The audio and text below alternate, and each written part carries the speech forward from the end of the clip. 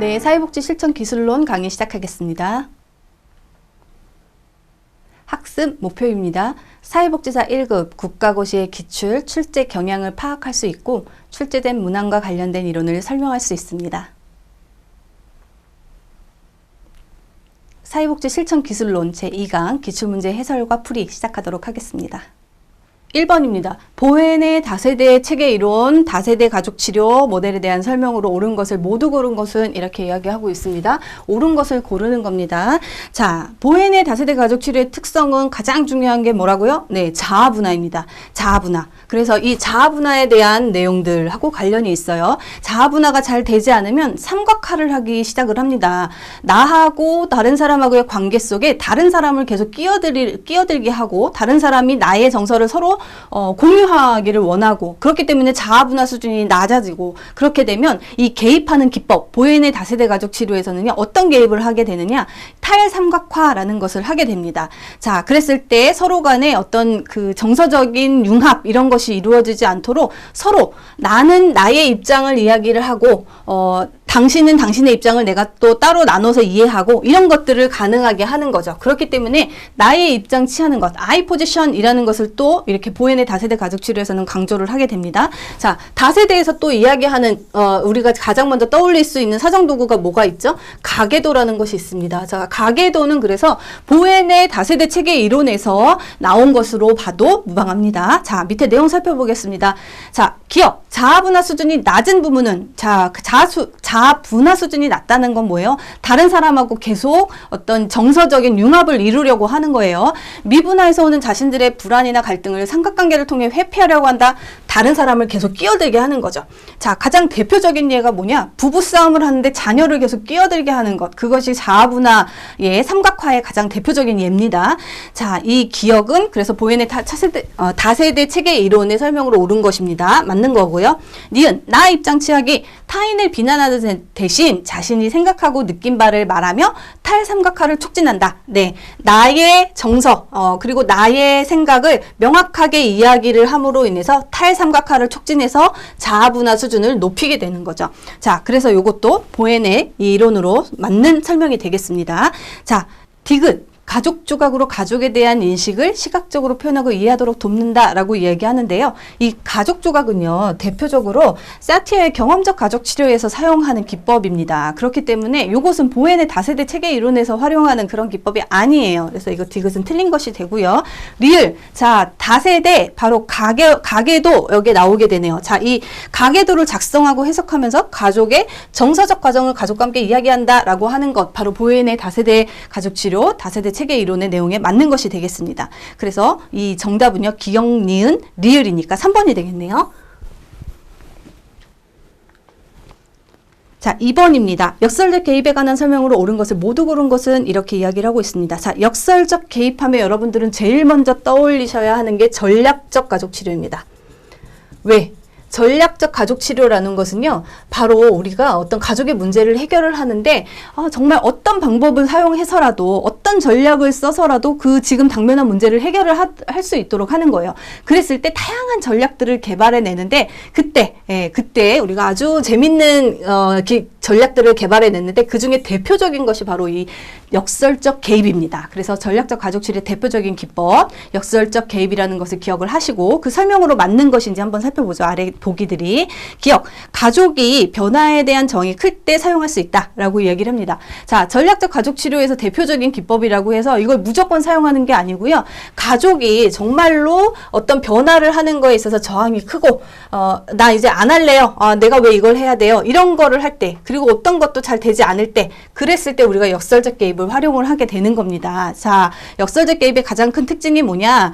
어떤 문제 상황에 있어서 그것을 해결하려고 노력하기보다 그거를 계속하세요. 문제 상황을 계속하세요. 그런 문제 행동을 계속하세요. 라고 이야기하는 것. 그것이 바로 역설적 개입이거든요. 그렇기 때문에 가족의 변화가 클 때 사용하는 것이 맞는 설명이 될 수가 있겠습니다. 자, 니은, 문제와 관련된 가족의 행동 체계를 정확히 파악하여 증상 처방 기법을 활용한다라고 이야기를 하고 있습니다.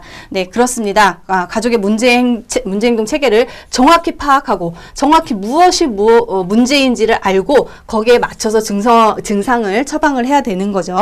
자, 그 다음에 이제 디귿, 원가족 분석을 중시하는 개입 방법이다. 자, 원가족이라는 이야기가 나오면 가장 대표적으로 우리가 보헤네 다세대 가족 치료를 떠올리셔야 돼요. 다세대 가족, 그렇기 때문에 원가족이 중요하고 그 다음에 이제 그 이후 세대의 가족을 분석을 하는 거죠. 서로 간에 흘러가는 어떤 정서적인 흐름 이런 것들을 살펴보려고 하는 그런 치료기 때문에 그래요. 그래서 이 디귿의 내용은 보헤네 다세대 가족 치료에 대한 설명입니다. 자, 릴, 치료적 이중구속을 활용하여 문제를 해결하는 것이다. 얘기를 하고, 역설적 개입이 뭐예요? 이중구속, 더블링 된 어떤 메시지를 전하는 거예요. 그래서 어떤 변화를 추구하려고 하는 것이 필요하지만 그것에 있어서 그걸 하지 마세요라고 이야기하는 것. 바로 이것이 이중의 어떤 메시지를 전달을 하는 거거든요. 그렇기 때문에 이 역설적 개입의 가장 큰 특징 중에 하나가 활용하는 그 원리가 바로 치료적 이중구속의 방법을 활용을 한다라는 겁니다. 자, 그랬을 때 역설적 개입의 특성, 기억, 니은, 니을에 해당되네요. 그러면 4번이 정답이 되겠습니다. 3번입니다. 해결중심 모델에 관한 설명으로 옳은 것은 이렇게 물어보고 있습니다. 자, 해결중심 모델이라는 것, 해결중심 단기가족 치료라고도 이야기를 합니다. 자, 해결중심 단기가족 치료, 해결중심 모델의 가장 큰 특징은요, 강점, 관점이라는 거예요. 문제에 초점을 맞추기보다는 자, 어떠한 강점이라든지 문제를 해결하는 것, 해결 방안에 조금 더 초점을 맞추고 있고요. 그 다음에 사회 구성주의의 영향을 받았습니다. 자, 그래서 어떤 과거의 어떤 무의식 뭐 이런 거에 별로 관심이 없고요. 지금 그리고 앞으로 우리가 어떻게 할지에 좀 더 관심을 가지는 것이 바로 해결 중심 모델이 될 수가 있겠습니다. 자, 그렇다 보니까 어때요? 현재에 좀 초점을 맞추는 경향이 있습니다. 그리고 해결 중심이기 때문에 어떤 모델, 어떤 이론에 좀 더 포커싱을 맞추기보다는 다양한 이론, 다양한 모델들을 활용하는 것이 바로 해결 중심 모델이에요. 자, 그랬을 때 그 설명을 보도록 하겠습니다. 첫 번째, 규범적이다 라고 얘기하는데, 해결 중심 모델은요, 내가 어떤 문제를 해결하려고 하는데 여러 가지 문제를 여러 가지 대안을 활용하려고 하기 때문에 규범적이지 않습니다. 정해진 것을 따라가는 것이 아니에요. 자, 그래서 1번은 해결 중심 모델로 틀린 답입니다. 자, 과거를 지향한다. 해결 중심 모델은 현재를 지향합니다. 과거가 아니에요. 3번, 병리적인 것에 초점을 둔다. 강점, 관점에 초점을 맞춥니다. 병리적인 것 아닙니다. 4번, 문제의 원인 규명에 초점을 둔다. 문제의 원인에 별로 관심 없습니다. 해결 방안에 관심이 있어요. 자, 5번, 변화는 항상 일어나면 불가피하다. 자, 이게 무슨 말이냐? 이 해결 중심 모델에서는요, 언제든지 우리가 살아가는 삶은 언제나 변화가 일어나는데 그 변화를 조금 더 긍정적으로, 조금 더 좋은 방향으로 해보자 라는 그런 입장을 가지고 있어요. 그렇기 때문에 3번, 이 해결 중심 모델에서 이야기하는 이 내용, 변화는 항상 일어나는 불가피한 것이다. 이 변화를 조금 더 긍정적으로 이끌어 나가자. 긍정적으로 이끌어 나가자라는 입장을 가지는 것이 바로 해결 중심 모델입니다. 그래서 이 3번의 정답은 5번이 되겠습니다. 자, 4번입니다. 다음 각각의 가족사정 내용과 관련이 없는 가족계획 모델은 이렇게 물어보고 있습니다. 자, 이것은 가족 대상 실천하고도 관련이 있고 그 안에서도 또 가족 사정에 대한 이야기를 하고 있는 거예요. 각각의 어떤 가족 실천의 모델들 밑에 나와보니까 보기를 보니까 각 여러 가지 모델들이 있네요. 이 모델들이 가족 사정하고 어떤 관계가 있는지 그 내용을 알고 있는지 물어보는 그런 질문이 되겠습니다. 복합 문제라고 볼 수가 있겠습니다. 자, 의사소통 유형의 파악 이렇게 이야기를 하고 있어요. 우리가 가족 사정을 할 때는요. 자, 가족 사정을 할 때는 우리가 뭘 보죠? 가족 안도 보고 가족 바깥도 보는 거죠. 내부도 보고 외부도 보고. 근데 가족 안을 볼 때는 또 뭘 봐요? 구조도 보고 기능도 봅니다. 자, 그랬을 때 그 안에서 가족 안에서 어떠한 일들이 일어나고 있는지 그것을 보는 것 중에 가장 중요한 것이 바로 의사소통 유형이에요. 그런데 우리가 의사소통 하면 여러분들 가장 먼저 뭐가 떠오르세요? 네. 사티어의 경험적 가족 치료에서 의사소통 모델 이야기를 했잖아요. 자, 그래서 이것은 사티어의 경험적 가족 치료 모델에 기반을 하고 있습니다. 그러니까 관련이 없는 걸 찾는 거니까 이거는 아니죠. 4번이 아니네요. 자, 그 다음에 맞다고 봐야 되나? 네, 그렇습니다. 자, 그 다음에 이제 가족 내 하위 체계 간 경계. 자, 경계라는 것이 나왔습니다. 민우치는 구조적 가족 치료 모델을 이야기를 하고 있습니다. 경계, 체계, 구조 이런 거 나오면 이 구조적 모델이에요. 민우치의 구조적 모델. 그래서 요것도 해당이 되고. 자, 그다음에 가계도. 예, 가계도가 나왔네요. 가계도는 뭐예요? 원세대 그리고 원가족 그리고 그 다음 이어지는 가족에 대해서 살펴보는 것이기 때문에 다세대 모델하고 관련이 있죠. 그래서 요거는 다세대에 대한 이야기를 하고 있는 거예요. 가계도 활용해서 통합적인 가족 속성을 종단 횡단으로 파악할 수 있다. 자, 그 다음에 문제를 둘러싼 파괴적이고 역기능적인 악순환 고리를 파악한다라고 얘기를 하는데요. 자, 이 문제를 둘러싼 파괴적이고 역기능적인 악순환의 고리라고 이야기를 하고 있는데 이 이야기가 자 무엇을 이야기를 하느냐, 바로 전략적 가족 치료에서 이야기하고 있는 순환적 질문하기하고 이 설명을 하고 있는 겁니다. 자, 가족 사정을 할 때요, 이 가족 내에서 어떤 문제에 대해서 서로 간에 어떤 대화가 오고 가고 있는지 그리고 어떻게 인식하고 있는지 순환적 질문하기를 통해서 그 문제의 순환성을 파악하고 어디에서 문제가 있는지 그 악순환의 고리를 찾아내는 것, 그것이 바로 전략적 모델에서 활용하는 내용이에요. 그렇기 때문에 1번도 아니죠. 자, 그러면 여기에서 관련이 없는 것, 바로 이야기 치료에서 이야기하는 것, 네, 이야기 치료에서 이야기하는 것은 여기에 포함되지 않은 가족 사정의 내용입니다. 자, 그래서 4번의 정답은 5번이 되겠습니다. 5번입니다. 다음 대화에서 사회복지사 B가 클라이언트에게 사용한 기법에 해당하는 것은 이렇게 물어보고 있네요.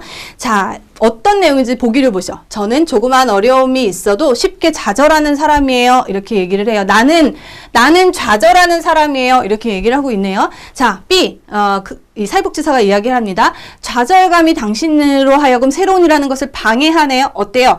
좌절감이, 주어가 바뀌었어요. 그러죠? 좌절하는 사람이 나였어요. 그런데 어떻게 돼 있어요? B에는 좌절감이, 그것이 너에게, 이렇게 이야기를 하고 있습니다. 자, 이 내용은요, 대표적으로 이야기 치료에서 활용하는 문제의 외현화라는 것의 기법을 보여주는 바로 그 설명이 되겠습니다. 자, 이야기 치료는요, 사회 구성주의에 초점을 맞추고 있는, 사회 구성주의의 영향을 받은 그러한 모델인데요. 가족들이 그들의 이야기를 새롭게 써나가도록 도와주는 바로 그러한 모델이에요. 그랬을 때 그 중에서 문제 외연화라는 기법을 활용을 하는데요. 어떻게 하느냐? 그 문제, 가족에게 문제가 있다, 가족 구성원에게 문제가 있다라고 보는 것이 아니고요. 저기에 문제가 있네요. 가족 여러분, 저기에 문제가 있는데요. 그 문제를 가족이 함께 싸워서 이겨야 돼요. 쟤를 물리쳐야 돼요. 이렇게 이야기를 만들어 나가는 거예요. 그렇게 해서 가족이 똘똘 뭉쳐서 그 문제를 해결할 수 있도록 돕는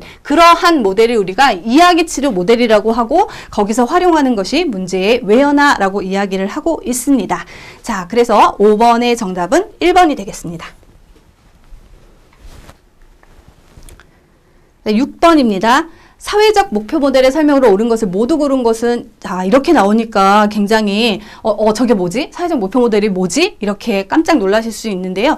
밑에 내용을 보니까 무슨 내용이 나와 있어요? 집단이라는 것이 나와 있네요. 자, 성원이라는 것도 있고 집단이라는 말도 나오고 하는 거 보니까 사회적 목표 모델은 바로 집단 대상 실천에서 우리가 어떤 이론적 모델을 활용을 하는지, 그리고 그 중에 그 대표적인 모델들 몇 가지가 있는데 그 중에 사회적 목표 모델이라는 것이 무엇을 설명하는 것인지 알고 있는지, 그걸 물어보는 질문이에요. 자, 집단 대상 실천의 이론적 모델은 크게 사회적 목표 모델이 있고요. 그리고 두 번째, 첫 번째가 사회적 목표 모델, 두 번째가 상호작용 모델이 있습니다.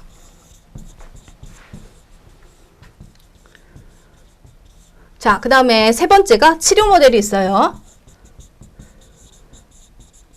자, 집단 대상으로 해서 어떤 실천을 하게 될 때 첫 번째가 사회적 목표 모델. 자, 민주 시민을 양성하는 그러한 것에 주로 목표를 두고 있는 것이 사회적 목표 모델이고요. 상호작용 모델은요, 어떤 집단이 개인과 그 다음에 사회, 그리고 개인과 개인 간의 어떤 상호작용, 그 안에서 조화를 이룰 수 있도록 도와주는 것, 그것이 바로 상호작용 모델입니다. 자, 세 번째 치료 모델은 말씀 안 드려도 아실 수 있을 것 같아요. 개인의 사회 적응력을 높이는 그런 모델이, 그런 목적을 가진 모델이 치료 모델이라고 할 수가 있어요. 그랬을 때, 자, 민주시민을 양성하는 것에 주로 목적을 두고 있는 사회적 목표 모델의 특성으로 옳은 것을 고르는 거예요. 살펴보겠습니다.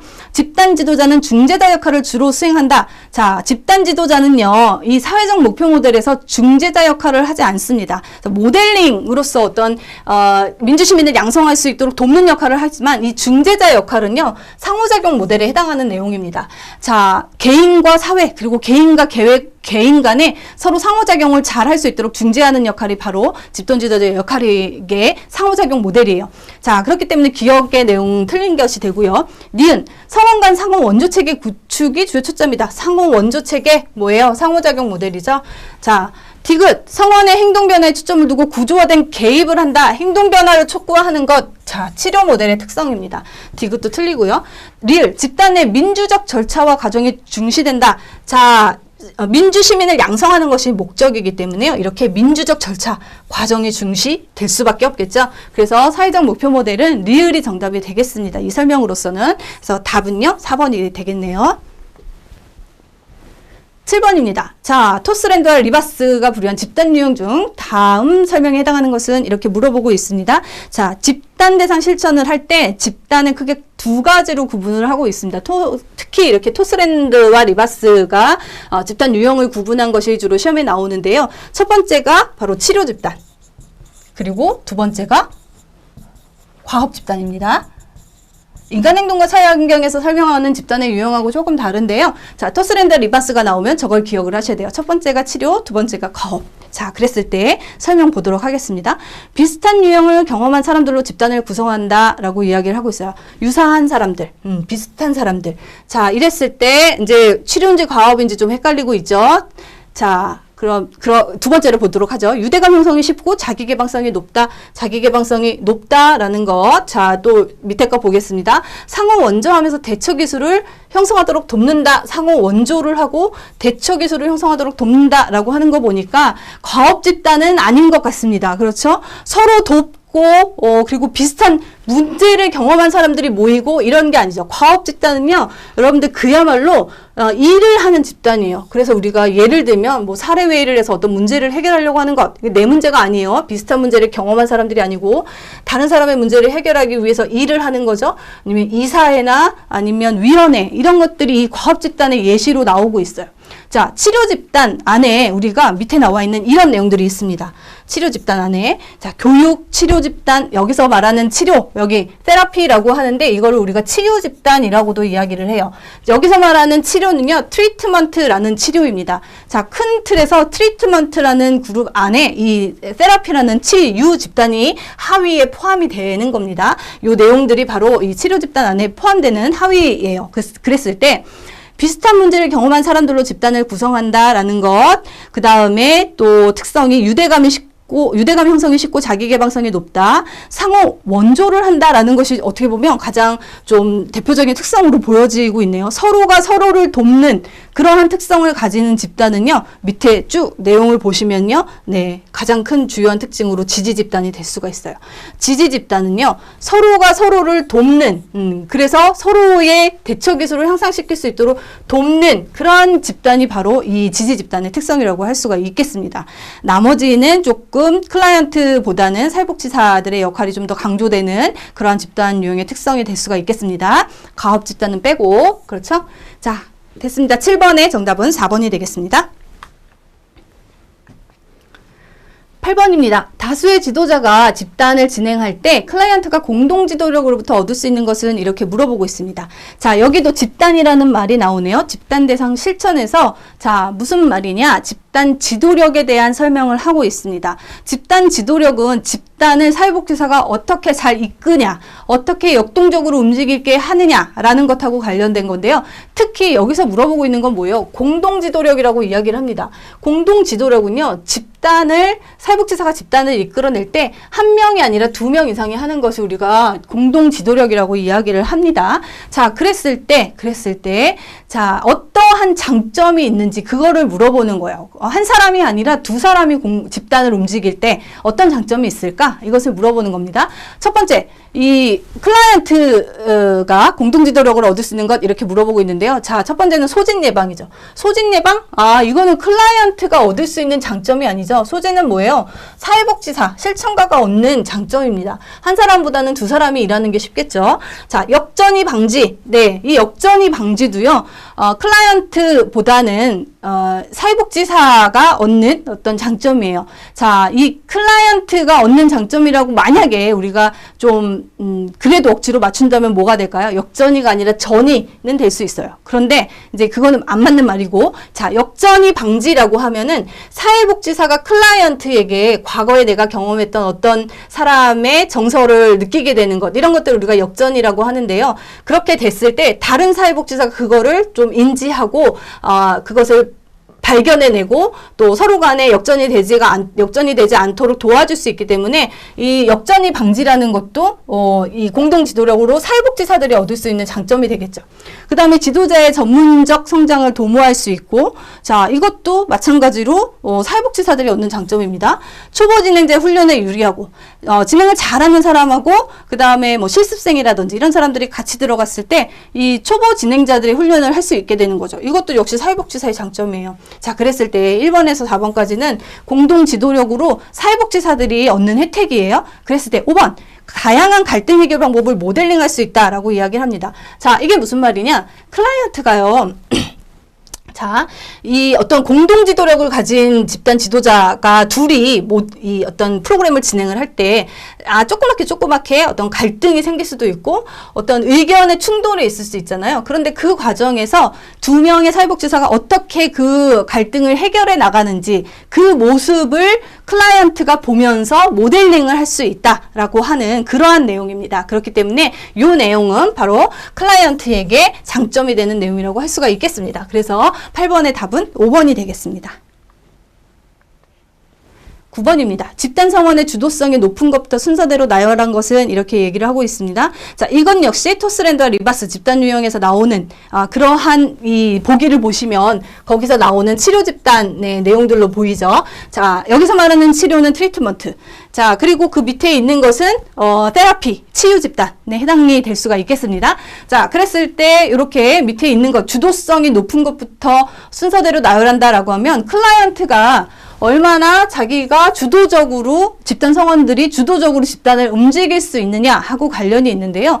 이 자조 집단인 경우는 사회복지사가 많이 관여하지 않습니다. 사회복지사 역할이 거의 없는 것이 바로 자조 집단이에요. 자조 뭐예요? 셀프헬프. 너하고 나하고 그냥 우리끼리 하는 것을 우리가 자조 집단이라고 이야기를 합니다. 그래서 주도성이 가장 높은 것은 자조 집단이 될 수가 있어요. 그러니까 기억이 가장 그 주도성이 높은 거죠. 기억이 맨 앞에 와야 돼요. 5번 아니고 4번 아니네요. 자, 그 다음에 성장집단, 교육집단, 치료집단이 있는데요. 치료집단 같은 경우는 사회복지사의 개입이 너무 많이 필요한 그러한 집단입니다. 자, 전문가로서의 권위를 가지고 클라이언트, 집단 성원들에게 영향력을 미칠 수 있어야 되거든요. 그렇기 때문에 치료집단이 가장 집단 성원의 주도성이 낮다고 볼 수가 있어요. 그래서 디귿이 맨 뒤에 오는 겁니다. 자, 그랬을 때 기억이 맨 앞에 있고 디귿이 맨 뒤에 있는 거 뭐예요? 1번이 정답이네요. 네. 자, 그랬을 때 니은, 리을 순서대로 놓으시면 성장집단과 교육집단이 있습니다. 성장집단은요, 자, 구성원들의 자기인식을 증진시킬 수 있도록 도와주는 그러한 집단이긴 한데요. 여기에도 그 사회복지사가 개입을 해서 영향을 미치게 되고 집단 지도자가 있게 되는 겁니다. 자, 그랬을 때 니은, 그러니까 자조 집단 그 다음으로 서로 간에 서로의 자기인식을 높이기는 하지만 그럼에도 불구하고 사회복지사가 역할을 하기 때문에 자조 집단 다음으로 집단 성원의 주도성이 높다고 할 수 있고요. 교육 집단은요, 사회복지사가 치료를 하는 것은 아니지만 많은 정보를 제공하는 무언가 전달을 해야 되는 것이기 때문에 치료 집단보다는 조금 주도성이 좀 높다라고 할 수는 있겠지만, 그렇지만 성장 집단보다는 주도성이 낮다라고 할 수가 있겠습니다. 그랬을 때 순서대로 보면 기억, 니은, 리을, 디귿으로 볼 수가 있겠네요. 자, 9번의 정답은 1번이 되겠습니다. 10번입니다. 집단 사회복지 실천 기술에 관한 설명으로 옳은 것은 이렇게 물어보고 있습니다. 자, 이 토스랜드와 리바스 집단 사회복지사의 기술하고 관련된 내용을 물어보고 있는데요. 집단 사회복지사의 기술은요, 집단 과정을 촉진하는 첫 번째,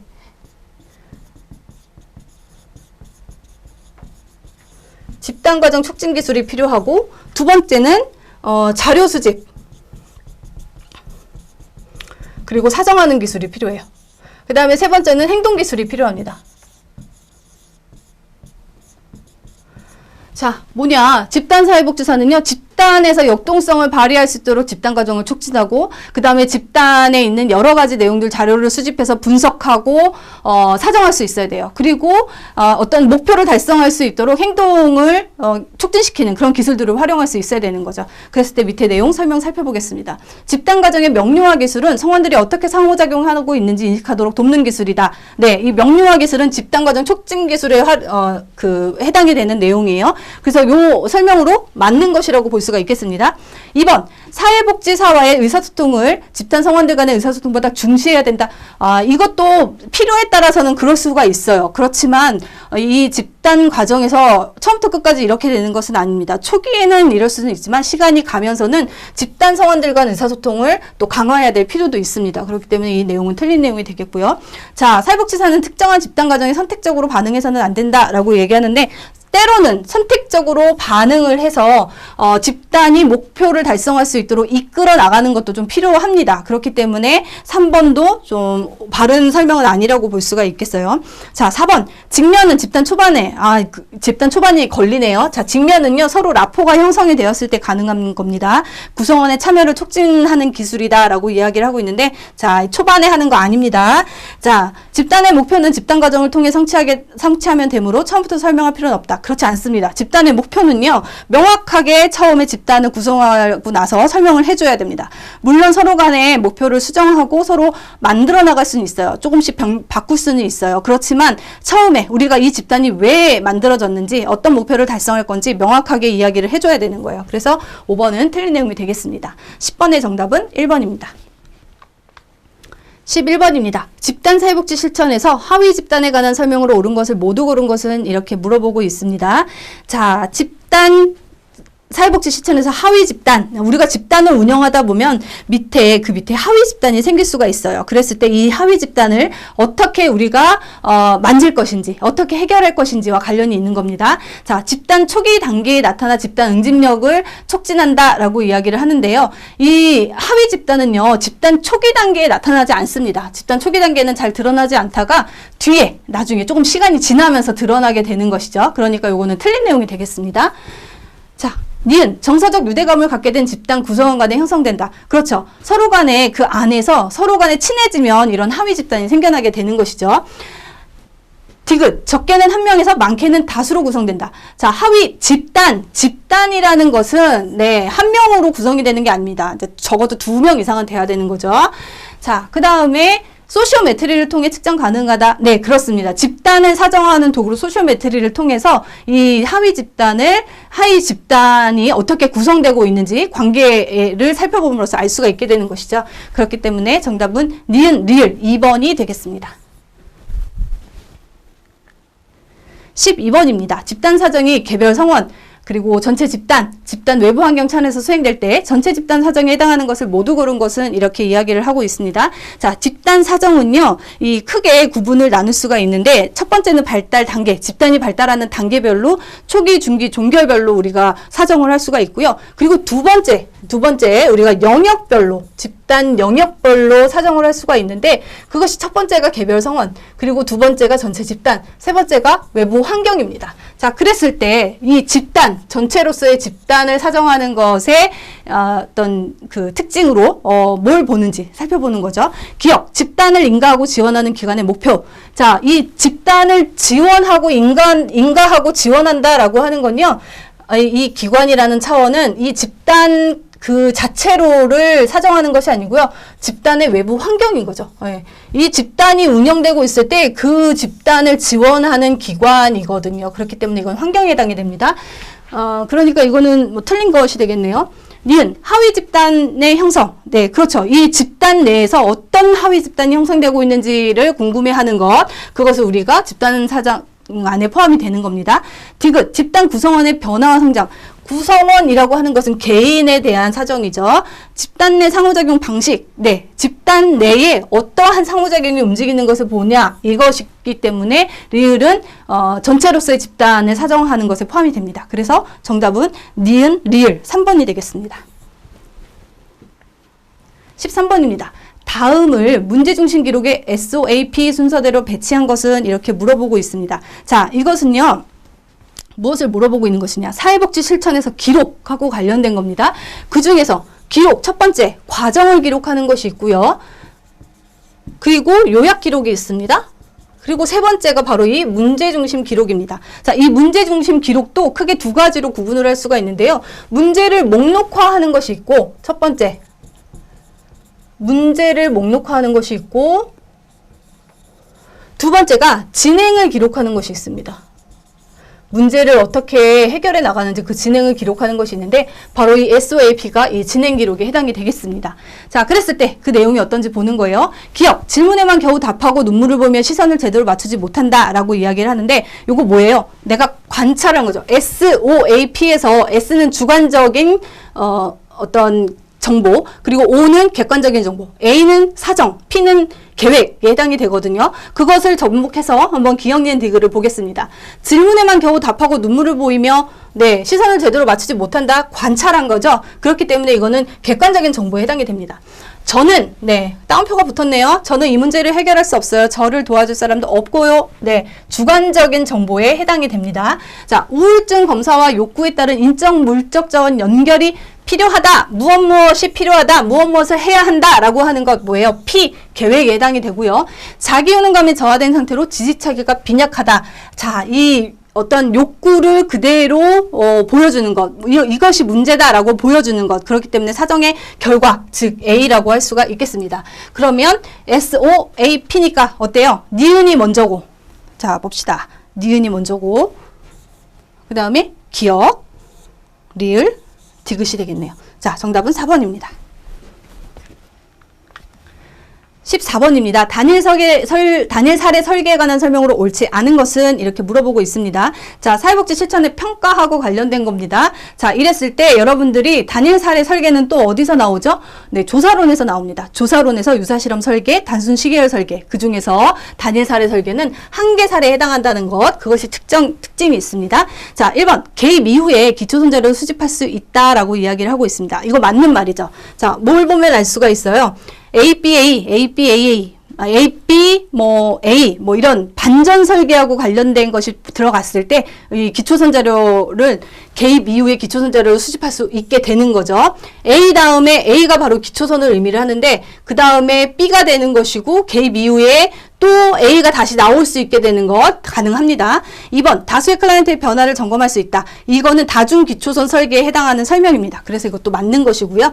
자, 3번, 개입의 효과성을 알기 위해 반복 측정을 해야 한다. 그렇죠. 우리가 단일 사례 설계 뭐라 그랬어요? 단순 시계열 설계하고 같다라고 했죠. 그랬을 때 반복 측정이 기초선에서 적어도 3번, 그리고 개입 단계에서 적어도 3번 이렇게 해야 됩니다.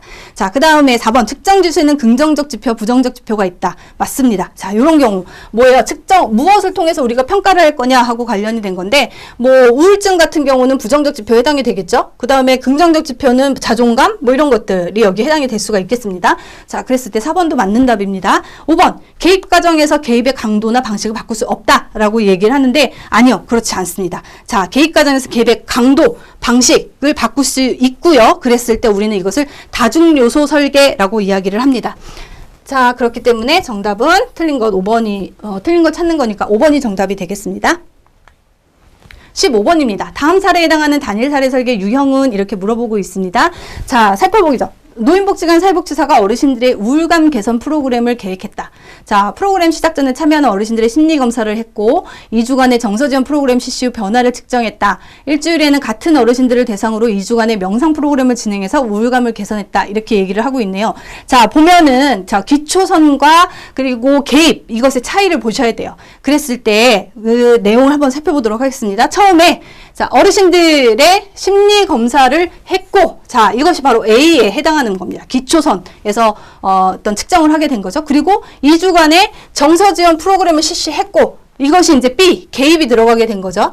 그 다음에 일주일 휴지기를 갖고, 또 요 시기에도 이제 A, 이 어떤 반전의 계획이 있었던 거죠. 그래서 다시 A, 기초선 단계로 다시 갔다가, 그 다음에 2주간의 명상 프로그램. 이게 만약에 그 정서지원 프로그램을 다시 했으면 AB가 되겠는데요. 요 경우에는 다른 프로그램을 하게 된 거죠. 앞에는 정서지원이었는데 뒤에는 명상 프로그램이에요. 그랬을 때 이거는 다른 개입이 들어간 거기 때문에 C라고 할 수가 있겠습니다. 그랬을 때 A, B, A, C의 모습을 갖추고 있는 거죠. 그래서 정답은 5번이 되겠습니다. 자, 이러한 모습을 갖추는 것을 우리가 바로 다중요소 설계라고 이야기를 하는 겁니다. 자, 이렇게 해서 15번의 정답은 5번이네요. 네, 사회복지 실천기술론 기출문제 2강 마치도록 하겠습니다. 수고하셨습니다.